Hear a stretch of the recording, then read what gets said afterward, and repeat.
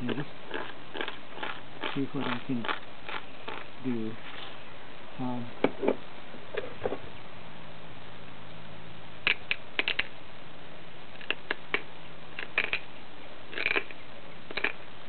The advantage of using the side of the pressure flaking tool is that you can get a straight margin much more easily.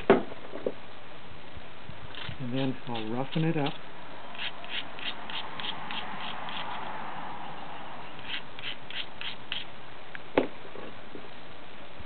And take another series of thinning flakes off.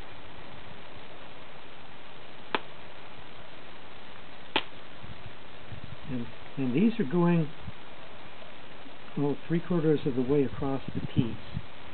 That's because it's got a nice convex surface for the flakes to follow, and I've got a soft pad underneath.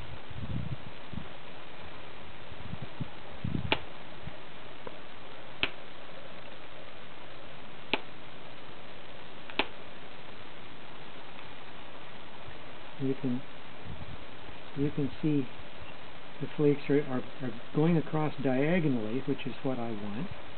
And the fact that they're going off diagonally in this direction is a clue to some archaeologist 1,000 years from now that I'm a left-handed napper. If the flakes were going off in this direction, it would mean I was probably a right-handed napper. And that's because of the way I set this up and the way I hold it. That the flakes naturally go off in that particular manner. That is not a 100% reliable rule, but in most archaeological sites where they find pressure flaked points, if they find a lot of them, something like 10% have the flakes going diagonally in that direction. And that implies that about 10% of the nappers were left-handed, which conforms with what we have today. Okay, here it is. I haven't done anything with the base yet. And now let's see what I can do with the base.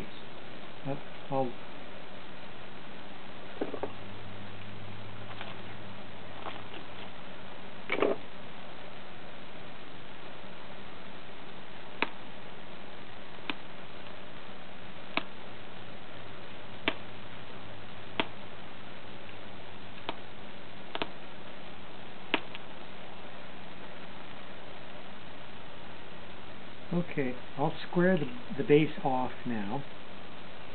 We can do that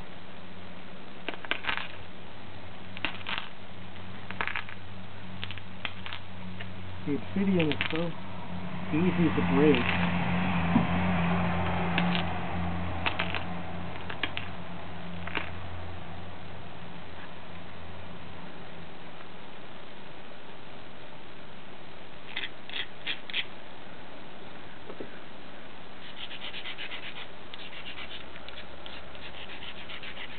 Now I'll try taking off some fairly large thinning flakes off the base, because you want the bottom of the arrowhead to be the thinnest, because that's where it has to fit into the arrow shaft.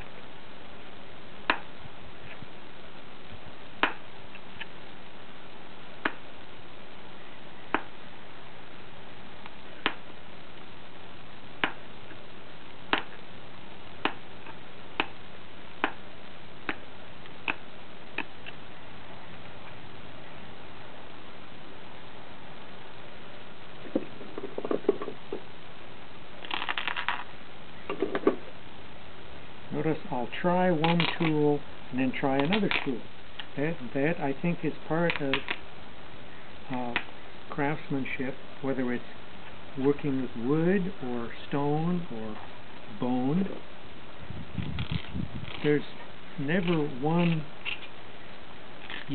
I find that I'm always trying to find out which is the best tool for the job.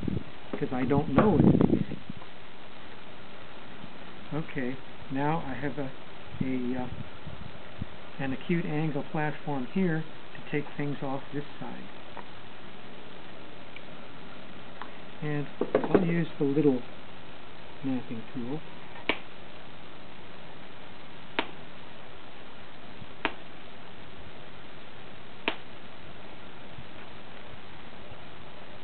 And that's removing it okay.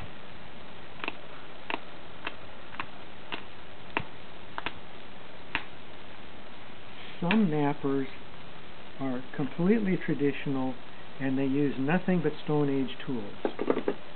I'm not one of them. I figure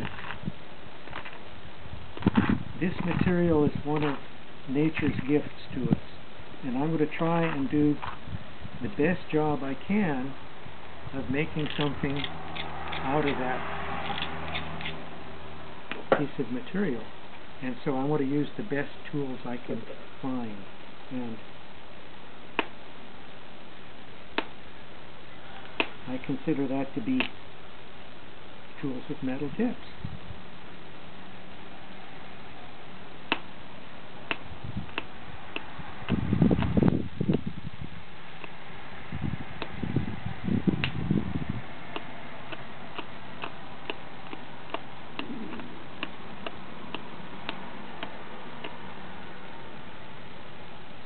Okay, here's what we have so far.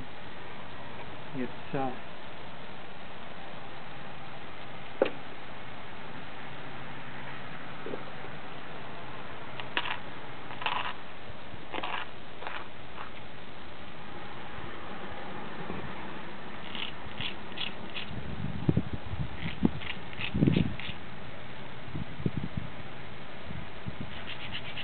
want to make the base is not nice and square yet.